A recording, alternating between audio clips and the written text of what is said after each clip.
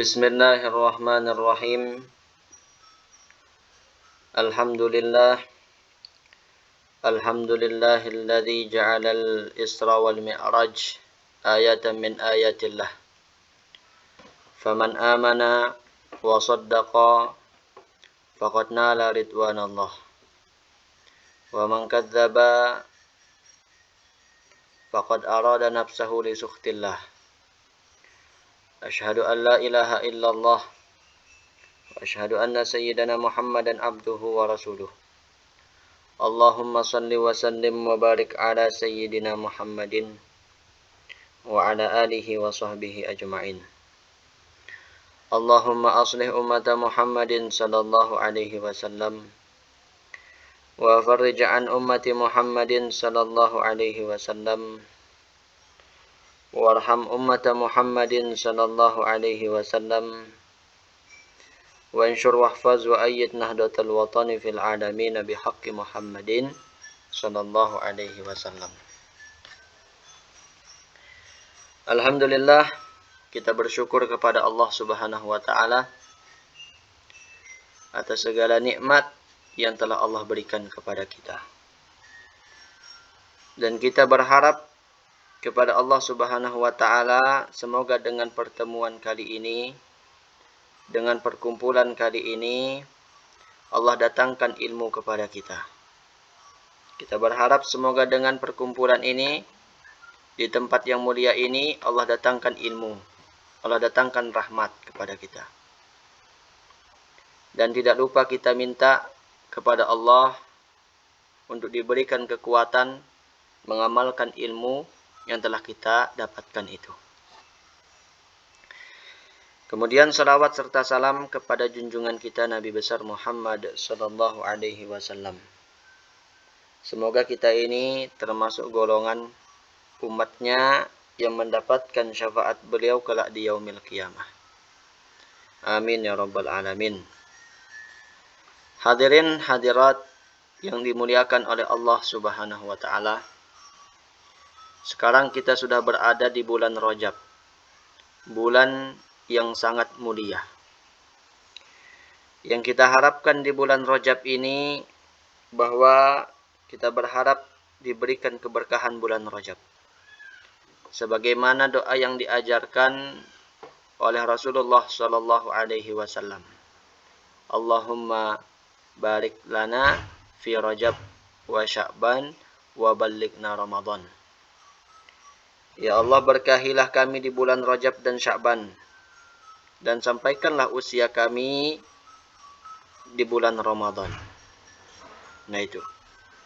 Juga kita minta kepada Allah Subhanahu wa ta'ala agar kita ini termasuk golongan orang-orang yang menghormati, golongan orang-orang yang memuliakan bulan Rajab ini. Karena nanti di surga itu ada namanya Naharu Rajab, sungai Rajab. Naharun min laban, sungai yang terbuat dari susu, airnya itu. Dan sungai ini adalah sungai yang diminum oleh orang-orang yang memuliakan dan menghormati bulan Rajab itu. Sedangkan bagi orang-orang yang tidak memuliakan dan tidak menghormati bulan Rajab itu, dia tidak akan mendekati apalagi sampai meminum air susu yang ada di sungai Rajab itu. Nah, oleh karena itu, kita mohon, kita minta kepada Allah Subhanahu wa taala agar kita ini termasuk golongan orang-orang yang memuliakan dan menghormati bulan Rajab itu. Nah, hadirin hadirat yang dimuliakan oleh Allah Subhanahu wa taala, menghormati dan memuliakan bulan Rajab itu bukan hanya sekedar memperayakan Isra dan Mi'raj. Yang namanya memperingati dan memuliakan dan menghormati bulan Rajab itu artinya meningkatkan ketakwaan kita kepada Allah, meningkatkan ibadah amal soleh kita di bulan Rajab ini, serta menjauhi segala bentuk perbuatan maksiat di bulan Rajab. Menjaga diri dari perbuatan dosa di bulan Rajab. Itulah yang dikatakan menghormati dan memuliakan bulan Rajab. Barang siapa yang mampu meningkatkan ketakwaannya kepada Allah di bulan Rajab, meningkatkan ibadahnya, meningkatkan amal solehnya, maka dialah yang disebut dengan orang-orang yang menghormati dan memuliakan bulan Rajab itu. Dan barang siapa yang mampu meninggalkan segala bentuk maksiat, meninggalkan segala bentuk dosa, berhenti melakukan maksiat yang sebelumnya ia lakukan, di saat mendengar masuk bulan Rajab, maka itulah orang-orang yang dikatakan menghormati dan memuliakan bulan Rajab itu. Orang yang dulunya pencuri, ketika mendengar kabar masuk bulan Rajab, menghormati dia bulan Rajab, berarti berhenti dari mencuri itu. Orang yang dulunya sholatnya bolong-bolong, meninggalkan sholat tidak karuan, kemudian mendengar bahwa bulan Rajab sudah datang, maka berhenti dari itu semuanya. Karena menghormati dan memuliakan bulan Rajab artinya meningkatkan ketakwaan, meningkatkan ibadah, meningkatkan amal soleh, serta menjauhi seluruh perbuatan maksiat di bulan Rajab itu. Nah, hadirin hadirat yang dimuliakan oleh Allah Subhanahu wa taala, bulan Rajab ini adalah bulan yang sangat mulia. Yang mana bulan ini juga dikatakan dengan bulan Ashhurul Hurum. Bulan yang diharamkan. Haram di bulan Ashhurul Hurum itu berperang. Haram melakukan maksiat. Haram melakukan maksiat itu artinya apabila seseorang melakukan maksiat di bulan-bulan yang diharamkan oleh Allah, yang dimuliakan oleh Allah, maka dosa orang itu lebih besar dibandingkan dengan melakukan maksiat di bulan yang lainnya. Nah itu. Begitu juga orang yang melakukan amal soleh, ibadah, meningkatkan ketakwaannya di bulan yang dihormati oleh Allah, maka pahalanya juga lebih besar dibandingkan dengan bulan-bulan lainnya. Yang dikatakan Ashhurul Hurum itu diantaranya yang pertama bulan Rajab, kemudian bulan Muharram, bulan Dzulqa'dah, Dzulhijjah, kemudian Muharram. Ada 4 yang dikatakan sebagai Ashhurul Hurum, di antaranya yang sekarang kita berada di dalamnya, yaitu bulan Rajab itu. Bulan Rajab itu mulia, ditambah lagi ada peristiwa di dalamnya Isra Mi'raj, maka menambah kemuliaan bulan Rajab itu. Hadirin hadirat yang dimuliakan oleh Allah Subhanahu wa taala, peristiwa Isra Mi'raj ini adalah peristiwa mukjizat yang diberikan oleh Allah kepada Nabi kita Muhammad sallallahu alaihi wasallam, yang harus, yang mesti kita imani, kita percayai, kita yakini dengan hati dan iman kita. Karena peristiwa ini tidak bisa kita terima dengan akal. Kalau kita terima dengan akal peristiwa Isra Mi'raj ini, maka akal akan menolak. Karena memang tidak masuk akal. Kita lihat bagaimana kisah beliau berjalan, diperjalankan dari Makkah, Isra-nya menuju Palestina. Dalam hitungan manusia normal di zaman itu, perjalanan dari Makkah menuju Palestina itu membutuhkan waktu kurang lebih 40 hari perjalanan.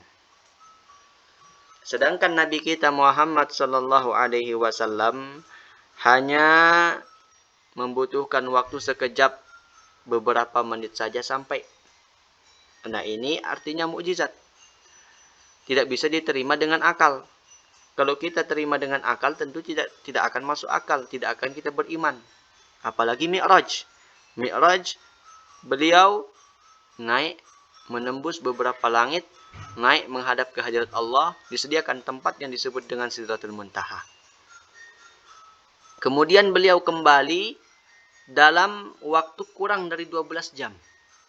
Sudah kembali ke Mekah. Coba. Dalam data manusia yang diperoleh oleh manusia, untuk bisa sampai dari bumi ke langit pertama saja itu membutuhkan waktu 5 miliar tahun cahaya kurang lebih. Sedangkan Nabi kita kurang dari itu. Kurang dari 12 jam. Nah ini apabila kita terima dengan akal, kita tidak akan beriman dengan peristiwa Isra Mi'raj ini. Apabila kita terima dengan akal, kita tidak akan beriman kepada Rasulullah Sallallahu Alaihi Wasallam. Tapi seharusnya kita imani, kita terima, kita yakini dengan hati kita, dengan iman kita. Mengatakan bahwa ini semua adalah tanda-tanda kebesaran Allah Subhanahu wa Ta'ala itu. Nah, hadirin hadirat yang dimuliakan oleh Allah Subhanahu wa Ta'ala, sebelum kejadian Isra Mi'raj itu ada peristiwa yang penting. Peristiwa yang tidak kalah pentingnya, yang tidak kalah bersejarahnya. Yang mana peristiwa ini menentukan kesuksesan Rasul sallallahu alaihi wasallam Isra Mi'raj untuk menghadap kehadirat Allah Subhanahu wa Ta'ala. Nah, pada waktu itu, malam itu Nabi sallallahu alaihi wasallam tiduran di Hijr Ismail.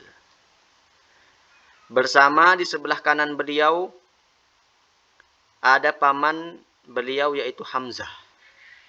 Di sebelahnya lagi ada sepupu beliau yang bernama Ja'far bin Abi Thalib. Ketika beliau sedang tiduran itu, kemudian tiba-tiba datanglah malaikat Jibril dan malaikat Mikail membawa Nabi ke tepi sumur Zamzam. Dibawa Nabi ke tepi sumur Zamzam, diminta Nabi oleh malaikat Jibril untuk berbah, untuk berbaring. Akhirnya berebahlah Nabi kita Muhammad sallallahu alaihi wasallam. Ketika Nabi berbaring, fasyaqqa sadrahu, kemudian dibelah dada Nabi oleh malaikat Jibril. Dibelah dada Nabi dari mulai ujung leher beliau sampai ari-ari. Terbukalah isi dalam perut Nabi, kelihatanlah isi dalam perutnya. Nah, ini juga mukjizat seperti ini. Tidak bisa kita gambarkan dengan akal. Ini namanya operasi mukjizat. Beda dengan operasinya para dokter. Kalau ini tanpa meninggalkan bekas darah sedikit pun. Nah, ketika dibelah oleh malaikat Jibril dada Nabi, datanglah malaikat Mikail membawa bejana dari emas.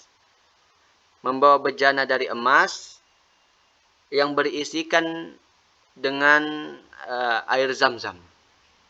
Kemudian diambillah hati Nabi, dibersihkan hati Nabi. Dibersihkan hati Nabi di sini bukan berarti hati Nabi itu kotor.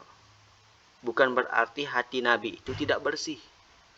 Tapi ini memberikan pelajaran kepada kita bahwa hati yang sudah bersih kemudian diisi dengan iman, diisi dengan hikmah, diisi dengan ilmu. Nah, inilah modal hati yang bersih ini yang menentukan kesuksesan Rasulullah Sallallahu Alaihi Wasallam ketika menghadap kehadirat Allah Isra Mi'raj itu.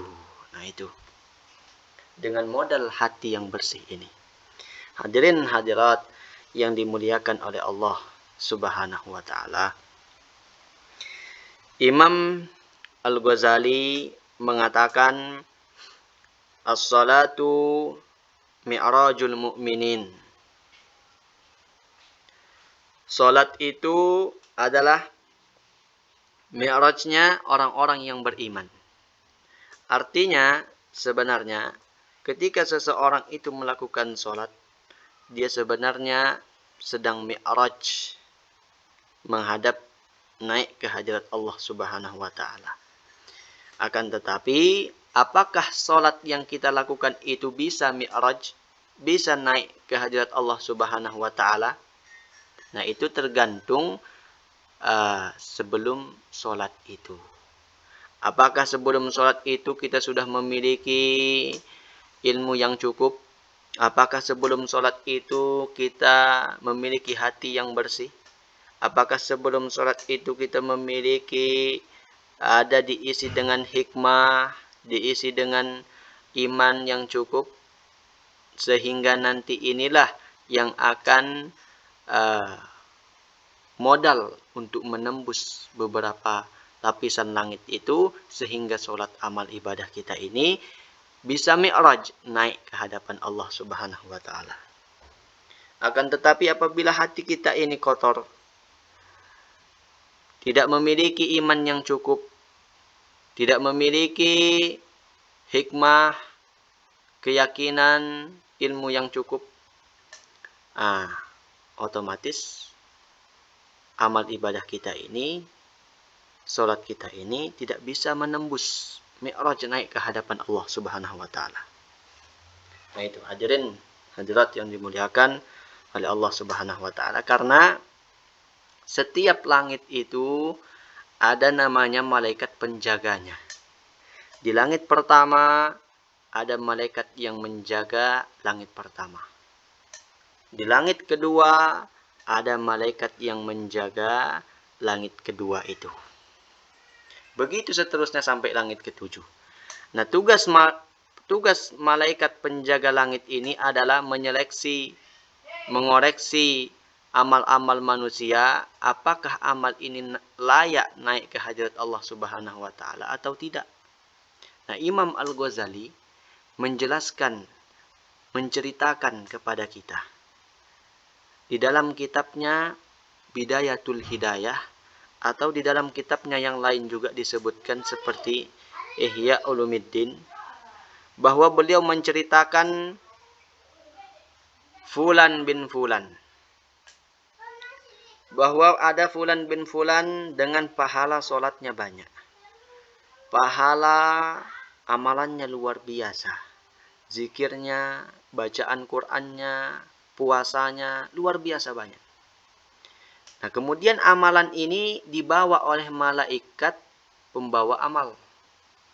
Sampailah malaikat pembawa amal ini di langit yang pertama. Begitu sampai di langit yang pertama, dikatakan, amal siapa ini? Ini adalah amal Fulan bin Fulan. Kembalikan amal ini kepada pemiliknya. Lemparkan di wajah orang yang memiliki amal ini, kata malaikat penjaga langit pertama. Apa sebabnya? Oh, ternyata orang yang beramal ini kotor hatinya. Orang ini suka menggunjing, orang ini suka menggibah, orang ini suka membuka aib saudaranya.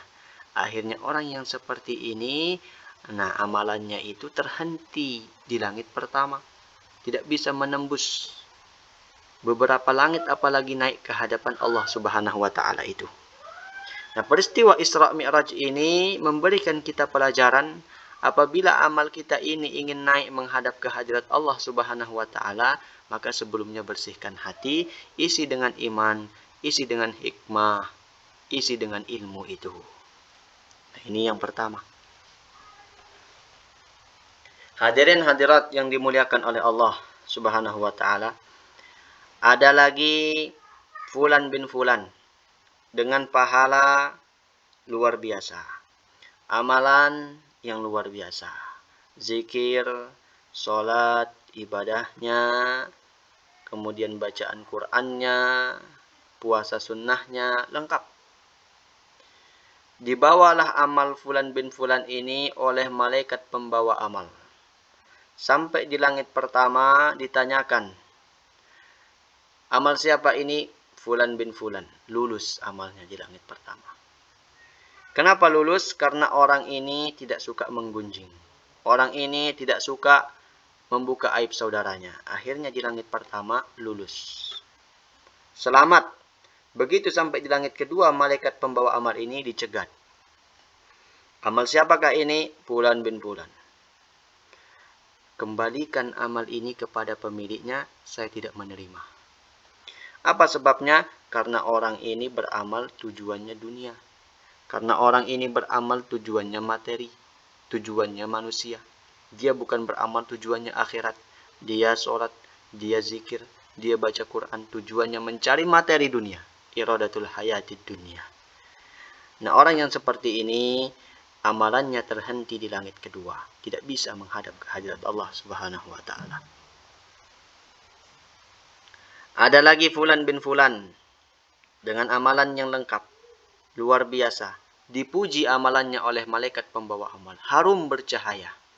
Begitu sampai di langit pertama, ditanyakan lulus. Karena orang ini tidak suka menggunjing, tidak suka membuka aib orang, tidak suka menggibah. Lulus di langit pertama. Di langit kedua begitu juga, lulus. Karena orang ini tujuannya beramal bukan tujuan dunia. Begitu sampai di langit ketiga, dicegah. Dikatakan amal siapa ini? Fulan bin Fulan. Kembalikan amal ini kepada pemiliknya. Saya tidak menerima amal seperti ini. Apa sebabnya? Ternyata orang ini beramal dia sombong kepada makhluk Allah. Ternyata orang ini beramal dia sombong kepada hamba-hamba Allah. Dia merasa dia paling mulia. Dia merasa dia paling bersih. Dia merasa dia paling suci. Nah, orang yang seperti ini amalannya cuma sampai di langit ketiga. Nah, hadirin hadirat yang dimuliakan oleh Allah Subhanahu wa taala. Ada lagi Fulan bin Fulan, luar biasa amalannya, harum, dipuji oleh malaikat pembawa amal. Sampai di langit pertama lulus, di langit kedua lulus, di langit ketiga lulus, sampai di langit keempat dicegah oleh malaikat penjaga langit keempat. Dikatakan amal siapa ini? Fulan bin Fulan. Kembalikan amal ini kepada pemiliknya. Apa sebabnya? Karena orang ini beramal, dia ujub dalam beramal. Dia merasa memiliki kekuatan dalam beramal. Dia merasa bahwa amal yang dia lakukan itu hasil dari perbuatannya sendiri. Dia lupa bahwa itu adalah pertolongan, taufik, hidayah, kekuatan yang diberikan oleh Allah. Tapi dia ujub, merasa bangga dengan amalan yang dia lakukan itu. Nah, amalan yang seperti ini tertolak di langit yang keempat. Ada lagi Fulan bin Fulan dengan amalan puasa banyak, sholatnya banyak, zikirnya banyak, luar biasa. Begitu dibawa oleh malaikat pembawa amal di langit pertama, di langit kedua, lulus. Di langit ketiga, lulus. Keempat, lulus. Begitu sampai langit kelima, dicegah. Dikatakan amalan siapa ini? Fulan bin Fulan. Kembalikan amal ini kepada pemiliknya. Apa sebabnya? Karena orang yang beramal ini, orangnya ada rasa hasad di dalam hatinya. Ada iri dengki kepada kaum muslimin di dalam hatinya.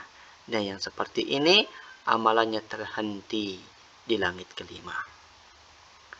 Hadirin hadirat yang dimuliakan oleh Allah. Ada lagi Fulan bin Fulan. Amalannya yang begitu luar biasa. Amalannya yang begitu lengkap. Luar biasa. Bercahaya, dipuji, dibawa oleh malaikat pembawa amal. Langit pertama, langit kedua, langit ketiga, langit keempat, kelima lulus. Sampai di langit keenam dicegah. Dikatakan amal siapa ini? Amalan Fulan bin Fulan. Kembalikan amalan ini kepada pemiliknya. Kembalikan. Apa sebabnya? Karena orang yang beramal ini tidak ada rasa kasihan kepada makhluk Allah. Karena orang yang beramal ini tidak ada rasa kasih sayang kepada hamba Allah. Begitu mendengar misalkan di berita, di televisi, ada kabar kaum muslimin ditimpa oleh banjir, ditimpa oleh bencana alam, sekian yang wafat. Nah, orang ini tidak ada kepeduliannya, tidak ada rasa kasihannya, tidak ada rasa kasih sayangnya kepada makhluk Allah, kepada hamba-hamba Allah, terlebih kaum muslimin. Bahkan sekedar mendoakan tidak ada, apalagi sampai membantu. Nah, yang seperti ini amalannya terhenti di langit yang keenam. Kemudian ada lagi Fulan bin Fulan dengan amalan yang begitu lengkap, amalan-amalan yang banyak. Kata penjaga langit ketujuh, apa katanya? Ana sahibur riya. Saya ini malaikat yang bertugas mengurus riya. Kembalikan amal orang ini. Di langit ketujuh, kembalikan amal orang ini. Karena di dalam hatinya ketika beramal ada riya. Kenapa bisa riya? Karena tidak membersihkan hatinya sebelumnya. Nah, itu hadirin hadirat yang dimuliakan oleh Allah Subhanahu wa taala. Jadi, peristiwa Isra Mi'raj ini memberikan pelajaran kepada kita bagaimana Rasulullah Shallallahu alaihi wasallam penentu kesuksesan beliau menghadap ke hadirat Allah Subhanahu wa taala itu, bagaimana beliau itu sebelumnya dibedah dada beliau, dibersihkan, kemudian diisi dengan cahaya, iman, ilmu, hikmah, dan lain sebagainya. Nah, kemudian beliau dibawa oleh malaikat Jibril sampai di langit pertama. Beliau ditanyakan, "Wahai Jibril, siapa yang di sampingmu yang engkau bawa itu?" "Oh, ini Muhammad." Kemudian diseleksi, lulus di langit pertama. Naiklah malaikat Jibril bersama Nabi SAW sampai di langit kedua, begitu juga ditanyakan, "Jibril, dengan siapa engkau membawa itu?" "Ini Muhammad." Lulus. Begitu seterusnya sehingga Nabi kita lulus, tembus ke menghadap ke hadirat Allah Subhanahu wa taala itu. Nah, hadirin hadirat yang dimuliakan oleh Allah Subhanahu wa taala, jadi apabila kita menginginkan amal kita ini menembus beberapa lapisan langit itu untuk menghadap ke hadirat Allah Subhanahu wa taala, maka sebelumnya perbaiki hati ini, bersihkan dari kotoran-kotoran hati seperti yang dikisahkan di dalam kitabnya Imam Ghazali yang barusan kita bahas itu, bahwa bersihkan dari sifat riya, dari sifat ujub, sombong, hasad, dan lain sebagainya itu. Nah, agar amalan kita ini bisa menembus beberapa langit itu untuk mi'raj, naik ke hadirat Allah Subhanahu wa taala itu. Nah, hadirin hadirat yang dimuliakan oleh Allah Subhanahu wa taala. Peristiwa Isra Mi'raj itu merupakan anugerah yang diberikan kepada Nabi kita dan umatnya, diberikan oleh Allah. Yang inti daripada Isra Mi'raj itu ialah hadiah, perintah untuk mengambil perintah sholat 5 waktu. Nabi dibawa, dijemput untuk hanya mengambil perintah sholat 5 waktu. Oleh karena itu, Nabi SAW bersabda, "Khamsu sholawatin." Ada 5 sholat. Katabahunallahu alal ibad, yang telah Allah wajibkan, yang telah Allah tetapkan kepada hamba-hambanya. Barang siapa yang menjaga sholat 5 waktu ini, kana lahu indallahi ahdun, ada jaminan dari Allah kepada orang yang menjaga, memelihara sholat itu. Apa jaminannya? Ayyudkhilahul jannah, bahwa Allah jamin dia akan masuk ke dalam surga.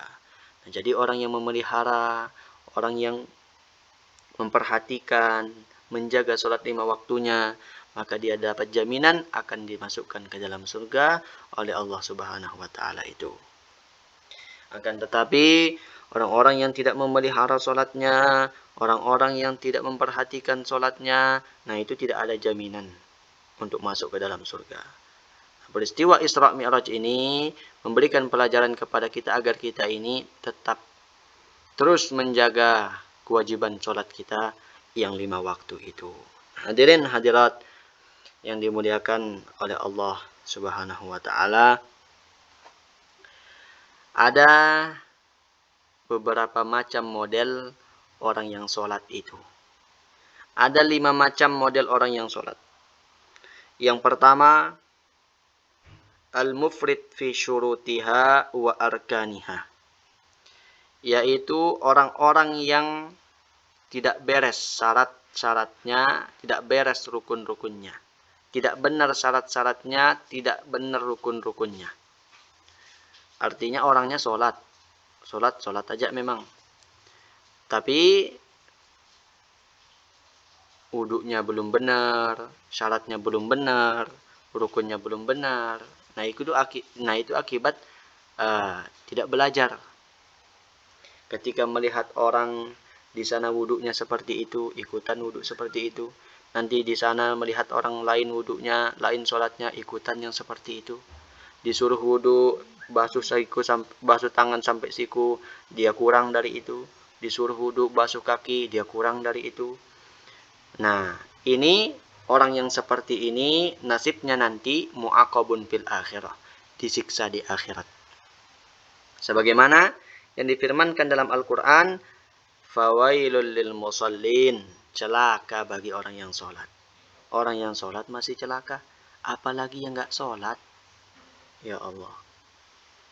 Orang yang sholat celaka, kenapa? Karena tidak memperhatikan syarat, tidak memperhatikan pembatal, tidak memperhatikan rukun, tidak tahu sebelumnya itu harus berbuat bagaimana yang benar.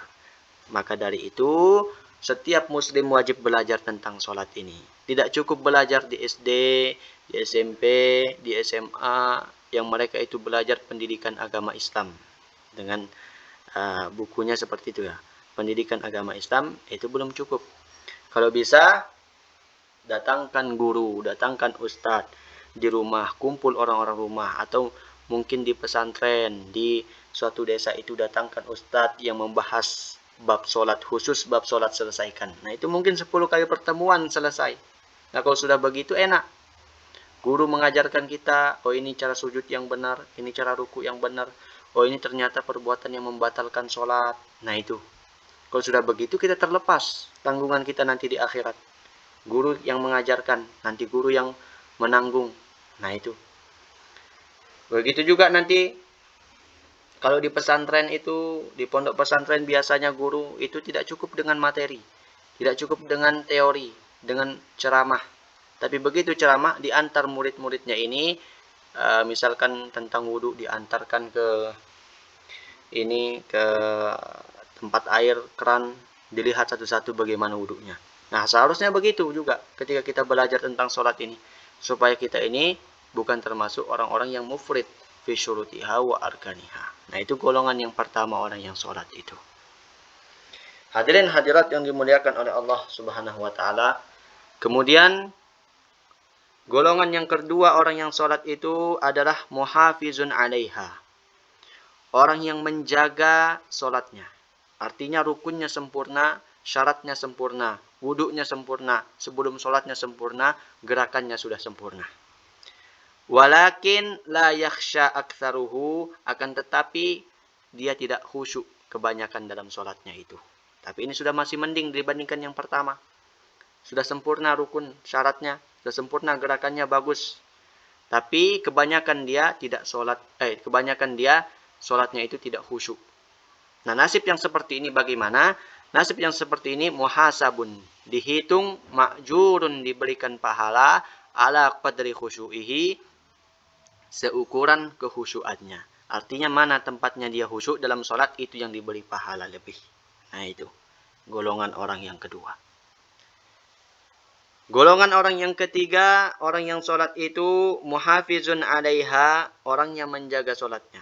Bagus sudah gerakannya, sempurna sudah sama seperti tadi. Kemudian mujahidun li khusyu'ihi, dia bersungguh-sungguh, dia berusaha untuk khusyuk. Ketika misalkan baca Bismillahirrahmanirrahim, Alhamdulillahirabbil alamin, berusaha untuk khusyuk. Apabila hilang kehusyuannya di tengah-tengah sholatnya, dia berusaha kembalikan. Begitu terus sampai sholat. Nah, orang yang seperti ini bagaimana? Orang yang seperti ini ma'jurun ala qadri jihadihi.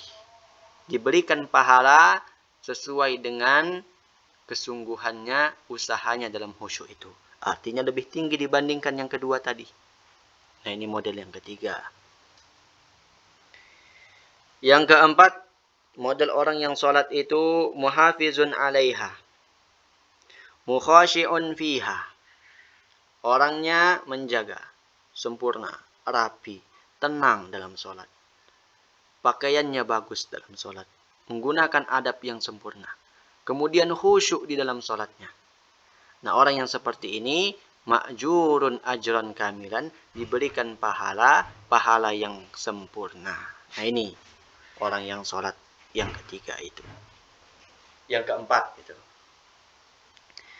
Kemudian model orang yang kelima sholat itu adalah muhafizun 'alaiha, khashi'un fiha, dza'ikun ladzatal munajah. Orangnya sempurna sholatnya, pakaiannya tenang, rapi pakaiannya. adabnya sempurna. Kemudian khusyuk di dalam sholatnya. Selain khusyuk ditambah lagi merasakan nikmatnya munajah. Nikmatnya berhubungan dengan Allah ketika sholat itu. Nah, inilah yang disebut dengan muqarrab indallah, orang yang didekatkan kepada Allah, dan inilah maqam Rasulullah sallallahu alaihi wasallam itu. Nah, itu. Jadi hadirin hadirat yang dimuliakan oleh Allah Subhanahu wa taala. Jadi Isra Mi'raj ini membuahkan kedekatan kita kepada Allah Subhanahu wa taala dengan cara kita itu sholat dengan khusyuk, dengan benar, dengan sempurna. Nah, itu akan mendekatkan kita ini lebih dekat kepada Allah Subhanahu wa taala.